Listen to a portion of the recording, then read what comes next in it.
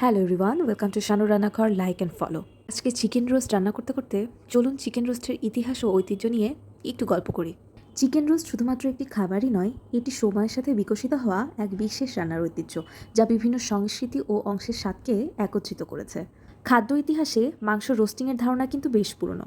মানুষের আগুন আবিষ্কারের পর থেকেই মাংস রোস্ট করে খাওয়ার প্রচলন শুরু হয়, যা খাদ্য সংরক্ষণের অন্যতম উপায় ছিল। প্রাচীন মিশর, গ্রিক ও রোমান সভ্যতায় বিভিন্ন ধরনের মাংস আগুনে ভেজে বা রোস্ট করে খাওয়ার প্রচলন ছিল। মধ্যযুগের ইউরোপে বড় বড় প্রাসাদ ও দুর্গের রাজা বাদশারা ভোজসভায় গোটা মুরগি বা হাঁস রোস্ট করে পরিবেশন করত।